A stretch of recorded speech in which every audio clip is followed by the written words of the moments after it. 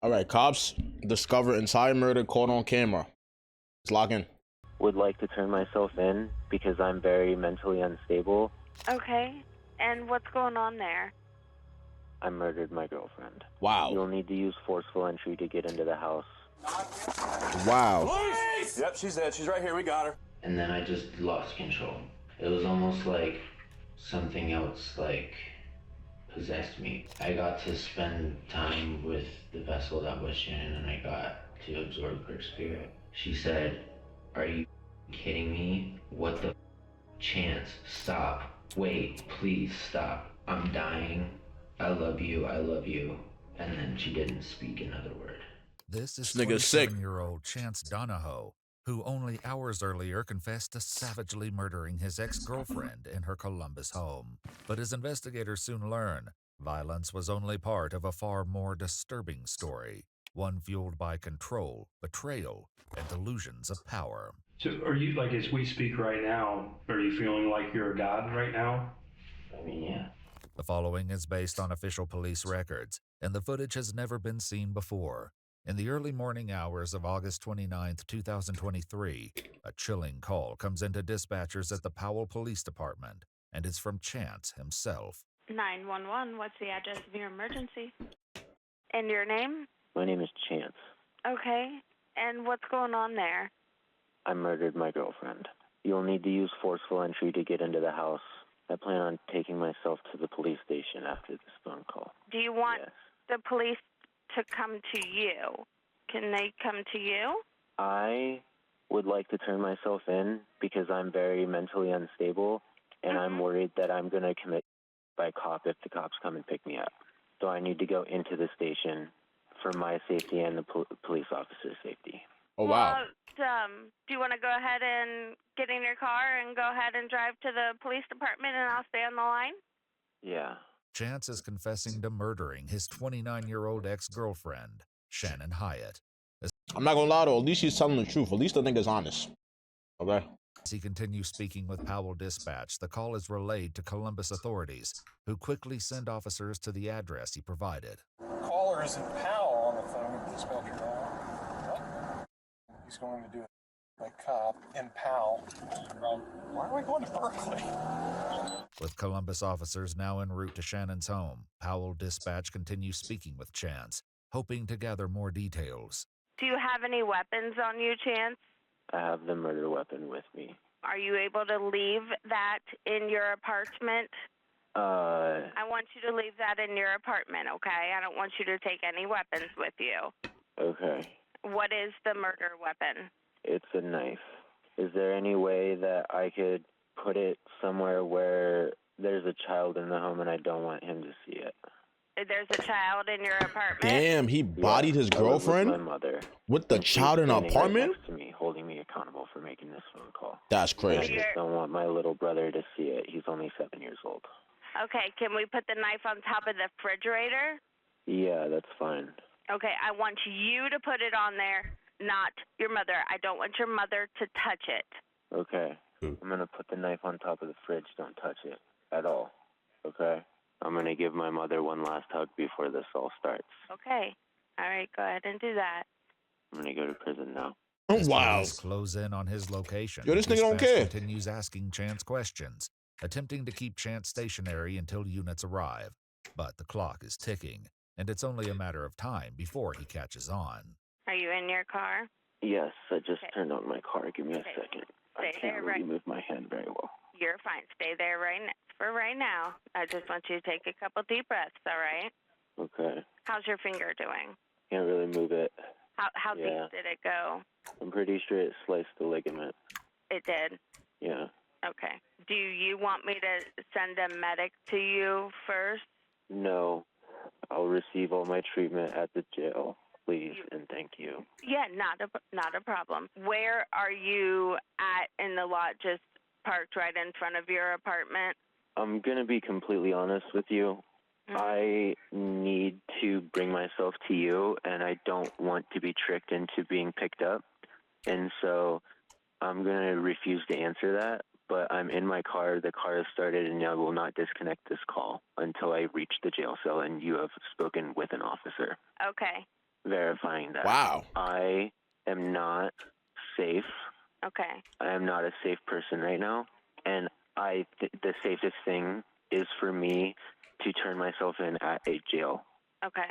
Not be picked up, because if guns get drawn on me, I don't know what I'm going to do. As the call continues, Chance leaves the apartment complex and begins driving. But Powell officers have found him, and they're closing in fast. I left the apartment complex, but I need to pull over real quick and put the address in. You left? Yeah. Okay. Where are you at? There's a cop right behind me, and I know that I'm being followed and everything. If you have this officer on dispatch, I need you to tell him to just follow me to the police station. Can you just pull over and let him put you in the back? But the thing is, like, bro, just listen, bro. Fuck it. If he's willing to turn himself in, just listen. I know that's not your job, but just listen, bro. Come on, my nigga. Don't let it be complicated than it already is, bro. It could be all simple. Let the niggas just drive. Let the cops just follow him to the fucking police station, bro. So he can take you to the police station? It'd make it so much easier, Chance. No, it wouldn't. It would just It would be the same. be done right now. Okay. Okay? Can you just pull over right now? Yeah. Thanks to dispatch stalling Chance's departure, officers were able to intercept Chance less than half a mile away from the address he left from. He turns at an intersection and pulls over into the Sheetz gas station, where the police make contact for the first time. Can you make commands? Because you probably can't hear me on this side. Can you put both hands out the window for me? I got both hands. Well, his hands are back in. Put your hands out. Keep them out. Keep your hands out. Take one of your hands and open your car door. Open the door from the outside. Face away. Face away. Keep your hands above your head. Slowly start walking backwards. Walk back towards me. Back towards the sound of my voice. Keep walking back. With Chance fully cooperating, officers place him in handcuffs, then shift focus to the vehicle, unsure of what else might be inside. This side, doors open. Clear. Yeah. He's got gloves. Yep. Blood on it looks like it. Got anything on you, bud? Nope. I got nothing. Nothing. I've got $25 in my pocket. Okay. It's secured. There's gloves. Look like blood on it. Are you injured at all, Chance, besides your finger? Just a little scratch on this other hand, but your other hand? Your laceration on this pinky. When did that happen? During the attack. Okay. And you put that bandage on yourself? Yeah, it's just a napkin and some medical tape. Officers place Chance in the back of a Not gonna lie, he is vehicle and cooperative, remove his though. shoes, revealing blood-stained socks underneath. Both the socks and shoes are placed in paper evidence bags as they wait to transfer him to Columbus PD custody. Meanwhile, outside Shannon's home, Columbus officers prepare to make entry, unaware of the horror waiting on the other side of the door. Can I kick the door? I'm good. Kick the door. Police! Yep, she's dead. She's right here. We got her. Clear the house. Let's go. That's 11. We're clearing the house. We got one down on the That is floor. OD, bro. Shot or did she get stabbed? Everything has one. Imagine seeing that as a cop. Pulled her throat out? Dude, You say he pulled a throat out? like quarter throat out or something. Oh, shit. But I mean, there's a hole. This nigga was Hole wildin'. like this big in her throat. Inside, officers find Shannon Hyatt on the living room floor, riddled with numerous stab wounds across her upper body and a deep slash across her throat. A large pool of blood sits beneath her, with additional stains splattered across the carpet and couch. She's pronounced dead on scene at 6:18 a.m. Shit. Columbus officers relay the information to their dispatch, who then notifies Powell Dispatch that Shannon has been found deceased. He killed her. Oh my God, it makes me sick to my stomach.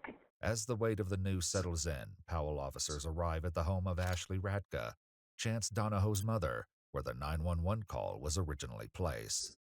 How are you, Mom? Okay. Can I just have you step out here real quick? Is there somebody else with you? What's up, Pop? Just your... Okay. Is he awake? Okay. I just want to make sure he's okay. That's all we got to do is just make sure he's okay for right now, okay? Is Chance at the police station now? We have him in custody, yeah. He went voluntarily. Okay. All right. Hey, ma'am. Is there a knife? Yes, on the top, I see it. Inside the residence, officers locate the knife on top of the refrigerator, just as Chance described to the 911 operator, along with a pile of his clothing next to the washing machine, believed to be the first outfit he had on when he initially approached Shannon's house. Ashley's other son is also confirmed to be safe and sound, sleeping in his room. That's Chance's crazy. mother is later questioned by investigators, recounting the events leading up to the initial 911 call. He woke me up at like 5 in the morning and said, Mom, I need to talk to you. And if you don't want to talk to me, you don't have to. I'm really sorry you're going through this. I really am. So then he like... Imagine your kid wake you up and be like, yo, bro, I just killed my girlfriend. How would you react? He said the knife was in his car. He said his phone was in his car. And he said he was gonna like go sit somewhere for a minute and have an hour of freedom. So I said, Chance, you need to just call 911 right now. Like, you need to just do this. So he did. His mother's insistence may have been the only thing that kept Chance from disappearing. Now in police custody, he's transferred to Columbus PD and taken to the Franklin County Jail, where he would be interviewed just a few hours later. I had a major psychological break and kind of completely and utterly lost control of my actions, which I know is not an excuse and I need to pay for my mistakes. Basically, me and Shannon are going through a really bad breakup right now. Right. Because I am unable to be honest and unable to not steal and unable to not take advantage of people that are around me. And I took advantage of her a lot. She's been just making all these Facebook posts about our breakup. And I've read some of them. She's also come after my mom and stuff. And it's kind of one of those things where it's it's one thing to drag my name through the mud. You can take all my friends. It hurts. But I just kind of lost it whenever. That would be frustrating and hurtful, right? Saying things like me and my mother's relationship is extremely inappropriate, implying that we want to have sex with each other, and it's disgusting. Are you serious right now? Did that piss you off? Are you kidding me? Yeah, what do you have the audacity to start publicly saying that the reason I date older women is because I have an Oedipus complex. You're only 3 years older than me. Chance's perspective lines up closely with what his mother also tells investigators. Obviously, there's not a reason to ever murder someone, but this girl has been messing with him pretty significantly since they've split up, and they've only been split up for a week. But she was a problem, and I anticipated it getting worse before it got better. Bro, see, you want to crash out over a woman gang? Yo, bro, you was way better off, my nigga, just breaking up with her and just finding somebody different, bro. Now you're gonna spend the rest of your life in jail around a bunch of niggas. Stalking him, and she no longer had control of him, and I think that was making her crazy because she had a lot of control of him before. We were unable to locate the specific statements both Chance and his mother claim Shannon posted online. However, we were able to locate one post made just 5 days. So you learned that young? Shared in a Columbus-based Facebook group called Are We Dating the Same Guy?, where Shannon publicly warned others about Chance, stating that he stole my prescription medication. This is what she doing? She trying to expose my son on the internet? Wow. And money. And she put Chance red flag. That is crazy. Out of my bank accounts, and also claimed that the money was used on powdered drugs. Oh wow. Back in the interrogation room, Chance so she's saying my son the cocaine. The claims made about him. Did you feel betrayed? In that moment, I felt betrayed the whole breakup. Sure. She's been just telling everybody everything, which I'm not gonna lie, I would do the same thing if somebody did that I did to her. But she told me that like she wasn't gonna tell anybody about the theft and stuff because I paid her back the money. Oh wow! So he robbed her and they gave it back to her. And the only reason I took the money is because she took my debit cards because she didn't trust me with finances. And I'm not trying to say. I'm not gonna lie, I believe him, but for him to murder his girlfriend is crazy. I believe everything he's low-key saying, but for him to murder his bro, the nigga took his girl throat out her yo bro. Say all of my actions have a rational and logical explanation because like I don't want to be this way. I don't want to lie, but I don't know how to stop. I don't want to steal, but I don't know how to stop. Shannon thought that the stealing had everything to do with the addiction to ketamine, when in reality, I go through bouts of unemployment because of the nature of my work. Mm-hmm. And so I run out of money. And then Shannon gets, or would get like, really, like, mean and say really nasty things and all that. And so in my mind, just take this money, give it right back to her as your money so that she shuts the up and everything can be like happy and peaceful, and then just replace the money before she finds out that it was taken. But for Chance, the theft and online posts weren't the only triggers. There was something else. She had started sleeping with Matthew, who she had like just recently started being friends with and told me not to worry about. Who's Matt? Matthew is somebody that she was having some form of romantic relationship with. Okay. I didn't have a reaction to it, honestly. I was just happy that I had what? I'm just happy, like, I'm still happy. Like, I don't know. You still happy? Like, happy about it. It's up and You're it's a done horrible for. thing, but at the end of the day, like, I don't know. But jealousy and heartbreak were only part of the equation. As Chance opens up, he reveals a fractured state of mind that had already begun to crack. I have undiagnosed schizophrenia. Okay. Oh. I have auditory and visual hallucinations.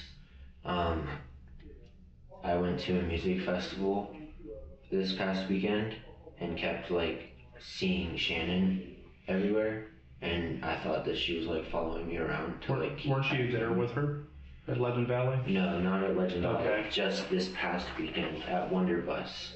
Downtown. I was there and I was working the festival, and she has known about every single move that I've made since we've broken up. Like where I'm at, what I'm doing, who I'm hanging out with, everything. And so like I was getting really paranoid and frustrated because I thought that she was kind of like stalking me. I went directly to my mom's because I just wanted to tell my mom face to face. And I woke my mother up and I said I killed Shannon. How did your mom take it? Like, shook, shaken. And then she kept just saying things like, you had your whole life. Anything that Shannon could have done to you, we could have worked through. Like, this was not worth it. Some dumb girl was not worth this. As Chance speaks of hallucinations and paranoia, his mother tells investigators she'd seen this unraveling begin long before the murder. He didn't have any medication for the last couple of weeks. He was diagnosed bipolar disease for one thing. You said he hasn't had his medication? No, he was on Abilify, he was on Wellbutrin, and he hadn't had it for the last couple of weeks.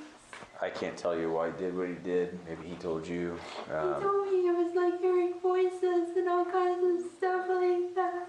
And I told him, like, just love him so much. I love my son so much. And I just can't believe this has happened. I'm really sorry. I feel so bad for her family too, and even though she was like doing whatever she could to mess with him so much, like she didn't deserve that. Sometimes you can't control your kids, you know. I mean, he's an adult and he made decisions, and that's not on you, that's on him, you know. At some point, you gotta let them be adults, I right? have, and I've done that. I've played that card. I've done every single thing. I've tried to do it all. He's been in and out of counseling since he was like 4 or 5 years old. What his mother could only fear, Chance now begins to admit in chilling detail. I was just kind of driving around because I just didn't really know what to do. When was this? This was at about like 11 o'clock. Last night? Yeah. Okay. I was just driving around between like 11 and like midnight. Okay. And just kind of like trolling around. This is confirmed by Shannon's front porch camera as it captures Chance's car driving past around 11:11 p.m. And I thought to myself I should check myself into a mental hospital because I'm not really all that safe. I actually just like drove by her house before I like went back to my mom's house and changed into clothing. And I saw a van, and then I saw a person that looked like Matthew leave, and I just kind of didn't think of anything about it because I didn't know what kind of vehicle he drove. So then you drive? I just drove by because at first, like, all I wanted to do was just like knock and talk, but like, I don't know. I know like this doesn't make any logical sense because knocking and getting the police called on you and getting a trespassing charge is far less severe than getting a murder charge. But sure. I got to spend time with the vessel that was Shannon, and I got to absorb her spirit and get some of her back. We have some video, like from the neighbors, like cameras or video systems, and it looks like you had walked up to the house maybe with like a t-shirt on initially. Yep. Does that ring a bell? Yeah.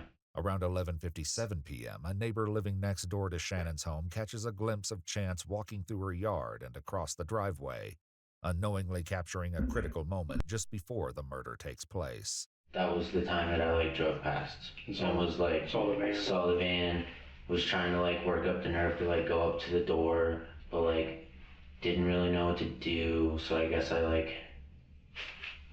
don't know why, but I was just like, why don't you just like kind of just like see if she's even like here. And so I peered into the garage window to see if her car was there, and then I tried to see if I could see what room she was in without her seeing me on her cameras and stuff. And then I didn't see anything, and then whenever I left, I was like, you need to just go home, and you need to just give your mom your car keys, and you need to check yourself into a psych ward. So when you walked up to the house 11, whenever, you hadn't planned on hurting her at that point? No, not at all. Had you seen Matt yet, or? I saw Matt whenever I was actually just about to come around the corner to try to like knock on the door. Okay. Did he see you? No, he had his back to me and he was coming out of the door, and then I got spooked and ran off. I had like this weird thing that was just like, well, if you want Shannon back and you can't get her back, the fuck? You can like take her life force, and then you'll be together forever. And so like, I went home and I changed my clothes into all black, and I grabbed a knife and I went over to her house, and I approached the door, which I'm sure you'll see on her doorbell camera, Ring camera, at some point throughout your investigation. I twisted the doorknob. She screamed, "I will call the cops." And I slammed my shoulder into the door 2 times. After the first time, she said, "Are you kidding me?" Because I think that she thought I was just being obnoxious and pounding on the door or something. Or honestly, I don't even know if she knew it was me until I got into the house because I had a bandana on my face. We got a bandana. Whenever I was outside. And then the second shove gave way and I didn't make a noise. I didn't say anything. I didn't do anything. I just started stabbing Shannon. And she didn't even realize what was happening until I had stabbed her a couple times. And she said, "Are you kidding me? What the Chance, stop. Wait, please stop. I'm dying. I love you, I love you." And then she didn't speak another word. I don't know how many times I stabbed her. I know it's a lot. I also know that I cut her throat. Damn. To speed up the process. And I just remember looking at her and feeling like I was like taking on like her spirit, I guess. And like, I don't know, I felt less alone than I'd felt since our breakup in that moment. Shannon Hyatt suffered more than 30 stab wounds across her upper body, along with a deep slash to her throat. She had multiple defensive injuries, evidence that she fought to survive. But the horror didn't end there. For nearly 3 hours after her death, Chance remained inside the home, doing things so unsettling, even investigators struggled to make sense of it. Well, I took her house. What, he was putting blood all over the like walls and shit? After I killed her. Okay. I don't really know why. I don't have her password or anything, and she has like the thumbprint, so you can't like get into it. But like, I took the keys. I screwed a piece of plywood to the front doors to keep it closed. Why did you shut the front door like that? To be completely honest with you, so our cats didn't get out. Yeah, that's good. No, I mean, Nigga laughing. I think it sounds nah. ridiculous, but you didn't want the cats to get out. That was a concern of mine. And I'm not gonna lie to you, there is a part of me that's very upset knowing that they slept together, because the first thing that Shannon said whenever she got out of our relationship was, "I need to be single for a while and really figure out my own." That's the cap. Right. Can't be listening to that. They be capping, bro. They know who else they gonna fuck. I'm telling you, bro. These women that say some shit like that too, bro, and fuck other niggas. The women be fucking. A lot of them lie to you, my nigga. And then I saw something that she wrote down saying, "I feel like I'm really falling into the same patterns with Chance with Matt, and I don't know how to feel about it." Where did she write that down? It's in her notes on her phone. Okay. How did you get into her phone? I used her thumb after I killed her. That's crazy. Okay. Nah. I'm a full psycho stalker mode, dude. Huh? I'm gonna be completely blatantly honest with you. That's why we're here. I went crazy, In dude. the aftermath of the murder, Shannon's went crazy, back porch dude. camera captures chilling footage. At 2:04 a.m., just 6 minutes after her screams are heard, Chance's shadow appears in the window, and for a brief moment, a blood-covered hand is visible. His shadow returns multiple times throughout the early morning hours, a silent presence inside the home, long after Shannon's final breath. That's Why are fucked. you moving her body at that point? Because the door is busted and her feet are about 1.5 feet maybe away from the door. Okay. And if I want to do any kind of going in and out of the front door, there's just a dead body right in blatant view. So I rotated her 180 degrees. Went outside, smoked a couple cigarettes. When you say I went outside, did you go out front? Yeah. Okay. Did you have sex with Shannon? Mm-hmm. Afterward? Mm-hmm. This nigga is sick. At that point, was she dead? Yeah. Did you feel aroused, like looking at her? Not by like her deadness, but like I was still very sexually attracted to Shannon. Nah, this nigga is crazy. Right? Mm-hmm. So how long do you think that lasted? All of like 5 or 10 minutes. And did you wear a condom or? Mm-hmm. It was another just acceptance of guilt. Yeah. Do you remember where you ejaculated? Was it inside of her? Or? Yeah. Okay.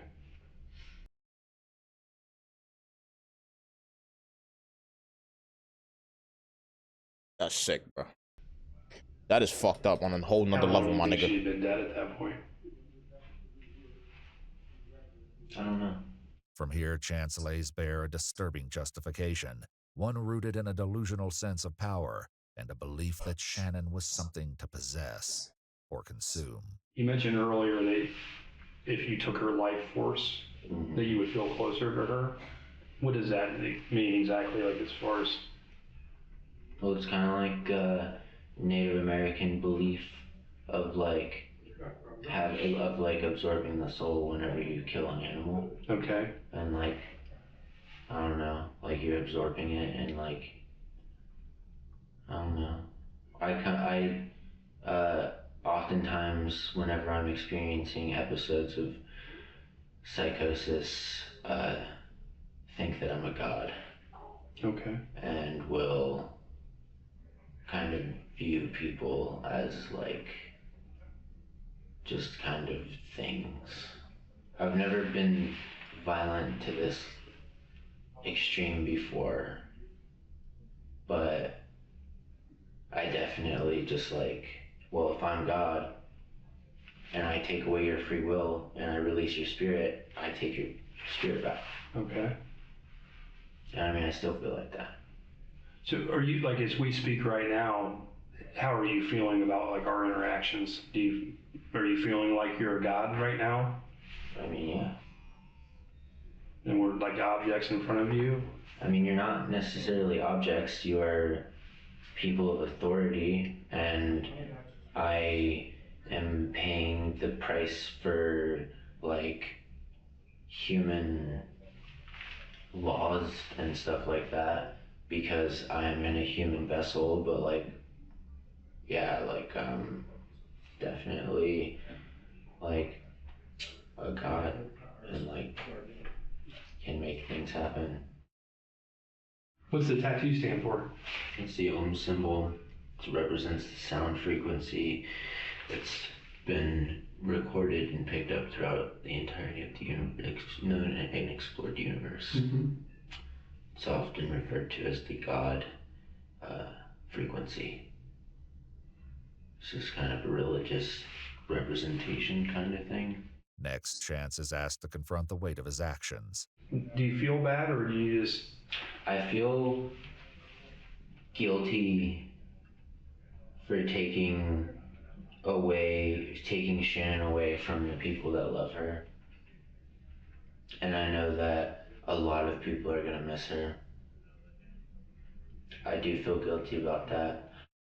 Processing emotion is something that I've always really struggled with. Okay. Ever since I was a kid. Like, I'm more of an analyze emotion rather than like feel emotion. I'm losing everybody that has ever cared about me to this relationship. And I felt really alone. I wanted Shannon back. And now I have her back. But I also wanted to take something away from her. But I had absolutely nothing to take away. And except your life. Damn. And so I did it. This nigga's a fucking savage. Over and over and over again until she couldn't speak and was making weird raspy sounds, and then I slit her throat open. As the interview nears its end, Chance offers his final thoughts of justice, remorse, and the pain he's caused Shannon's family. I appreciate you sharing with me what happened. So at least her parents have a little bit of peace to know. Nah, you can't tell her parents or everything, yo, bro. What? That is devastating. The person responsible is in custody, right? No. I'm a very eye for an eye type of person. I think that the only justice would have been if I was dead too. That's a fact. With all due respect, I'm a dumb and a murderer, but I'm not somebody that runs away from my consequences. In your experience, do the parents of the victims even want to hear anything? I think this is all going to be out there. The trial, everything else, they're going to know. I think. Nah, they are going to be devastated at the trial, bro. I'd like to know how you feel about what happened. I want you to tell him that Shannon didn't deserve to be a victim of my shortcomings and mental illnesses. Chance Donahoe was indicted on aggravated murder, murder and abuse of a corpse, and tampering with evidence. According to news sources, he accepted a plea deal and pled guilty on August 8, 2024, to aggravated murder and abuse of a corpse, and was sentenced to life in prison with the possibility of parole. Yeah, he was done. Yeah, he's done. Years. He's currently serving his sentence at Pickaway Correctional Institution in Ohio. Shannon was deeply involved in the local music scene and spent much of her free time raising money to spay and neuter stray cats. Wow. A memorial concert was held in her honor, with proceeds going to support her family during their time of loss. Not gonna lie, rest in peace to her, bro. That nigga's in jail, though. That nigga is a fucking disgusting ass motherfucker, bro. No funny shit. He gonna get what he got deserved. He's gonna get what he deserves, bro. Don't worry about it.